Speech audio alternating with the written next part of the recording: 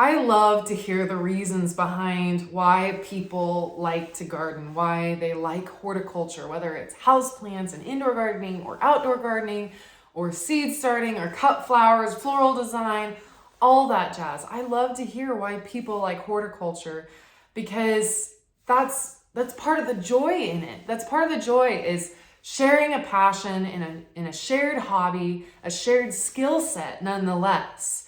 And I think for me, personally, the reason I love horticulture and specifically greenhouse growing so much is because I enjoy the process. I love breaking down the science of it and creating an art form.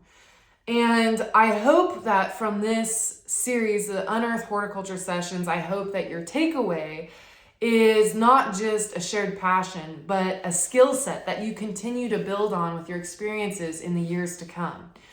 And on that note, today's session is going to be all about how you can become a data devotee. And what I mean by that is that data collecting is not just for research. It's not just for commercial growers, for people who do this all for a living.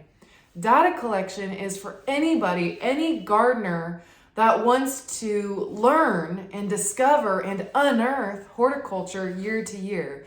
You are literally building yourself a resource by collecting data from your current experiences. It just sounds super sciencey, but it's like I've said several times in this series already, breaking down the science can make it a beautiful art form. So, in this session, we're going to not only take a look at what data you might want to be collecting for your future self, but we're also going to look at some of those post-germination steps that you're going to want to take care of your seedlings, moving on to their young plant growth phase.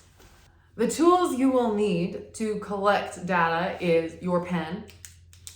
You will need a clipboard, and ideally you have one that's not cardboard like this one, that is waterproof so that you don't make a mess of it when it's near water and near your plants. Now, this is not the clipboard I usually use, but isn't it pretty?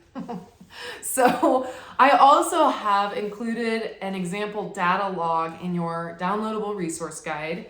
And if you want to use that data log, great. I've got some blanks to get you going on what type of data to collect. But if you want to create your own, have at it. This is just something to get your juices flowing and get your creativity going. So I've got my data log, I've got my writing utensil, and I tend to keep my clipboard near where my plants are. So I keep mine in the greenhouse, and for you, it would be by your plants that you're germinating.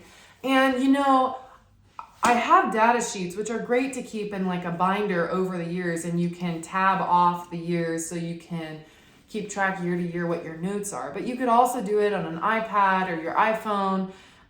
You could also have a journal log book, anything like that. Any way that it's most comfortable and easy for you to not only record the information, but find it again later, do that. So, let's take a look at some seedling trays that are germinated back here, and I'm going to talk you through what data I'm looking for when I'm checking out these seedlings.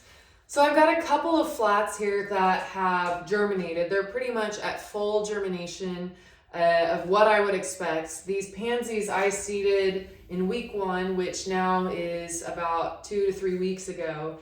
And I'm noticing that most of their cotyledons have expanded, and I'm not seeing many new seedlings pop up. So I know at this point I can calculate what their finished germination rate was. So the way you calculate your germination rate is you count how many seedlings germinated and divide that by the number of cells that are in your tray. So I quickly figured out this tray right here, and I discovered that 97.2% of the seeds germinated in this tray, which lines up greatly with the information that the seed packet listed from the seed company that I purchased this pansy seed from. So that's a really great germination rate. So that's one thing that you'll want to collect year to year is how successful you were in germinating different species.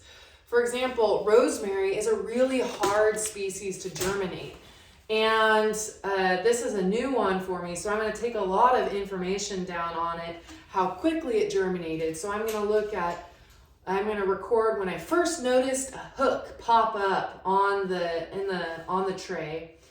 And then I'm going to take note of how many germinated, what the germ rate was.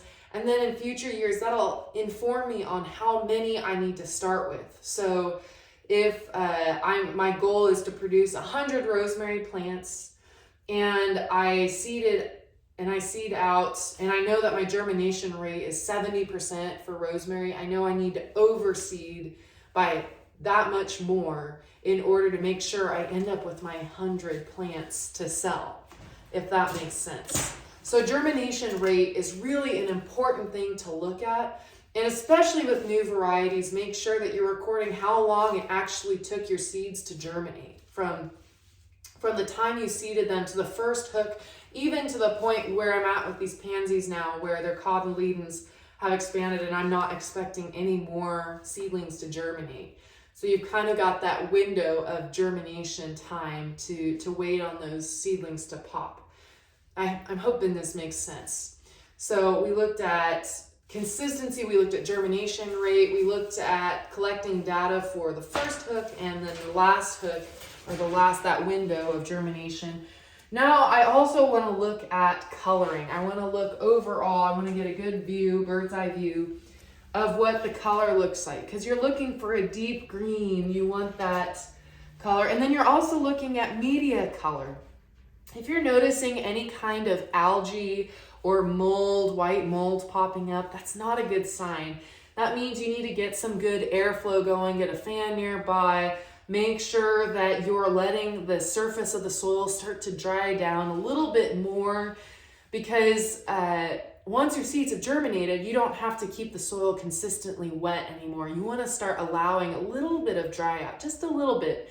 Not so much it's going to kill your seedlings, but just start to wean the watering off. So that airflow is really important to keep algae at bay, keep fungus gnats at bay, any of those black flies that come up, mold. It's really important to keep an eye out for that. So I'm checking for color here.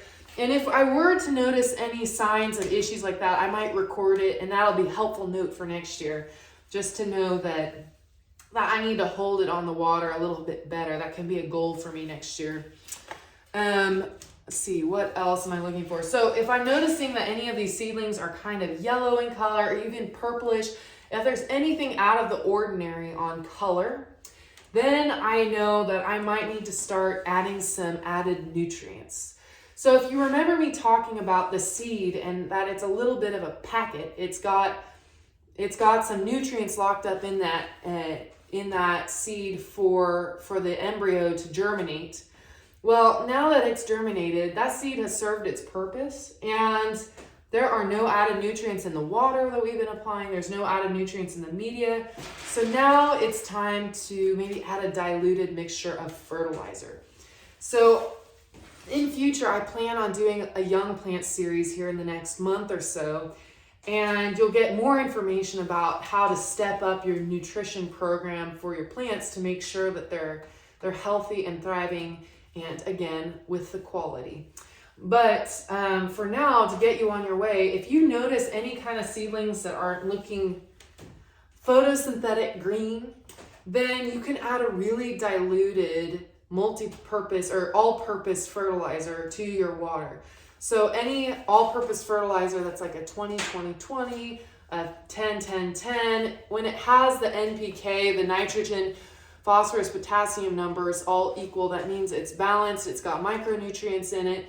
And if the bottle is recommending that you mix in a tablespoon per gallon of water for seedlings, I recommend cutting that way back and even doing maybe just a quarter to a half teaspoon per gallon of water. If that gets you a general idea, just a little something to get the seedlings greened back up. So that's something to keep in mind.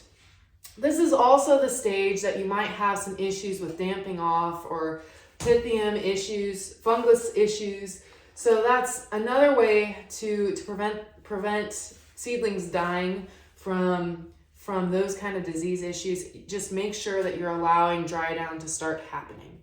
And again, dry down, when I say the term dry down, just means you're starting to wean the water off. You're not letting them dry out, you're just letting the surface start to look dry before you provide water again. Alrighty, folks, that's it. That is the end not only of this session, but the end of this series. These Unearth Horticulture sessions on seed starting, on germination.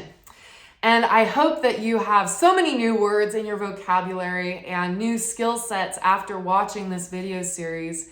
If you have any feedback at all, I would love to hear it. This is the first of its kind that I have done, and I am all about bettering my educational information for you and making it more accessible to you.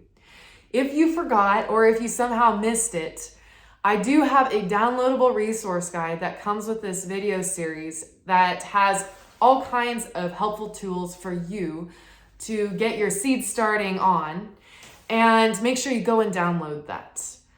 Also, I would be amiss if I did not mention Renata's Garden Club. If you are not already a member, you really need to join Renata's Garden Club. As a member, you get unlimited email and text consultations 24/7, where you get to interface with me, yours truly, and ask me any kind of plant care questions, horticulture questions, seed germination questions about this video series. Anything you want to ask me about horticulture, I am here for you. Aside from that, you get 25% off virtual calls and house calls where I come and help you with your plants, your problems. And you get early access to products on my website, as well as member exclusive events. Those are coming your way. So there are a lot of perks to being a member of Renata's Garden Club. Don't wait. Go sign up now and help out a girl, help out your local grower, and help out yourself in your horticultural journey. So that's all I have for you. The next Unearth Horticulture sessions are going to be all about the young plant phase of growing. So we've just talked about germination to seedling stage, but there's this whole gap of seedling to the point of when your plant is ready to be transplanted outside. There's that phase of life of your plant that is very important. And that is going to be the next topic of my Unearth Horticulture sessions coming next month.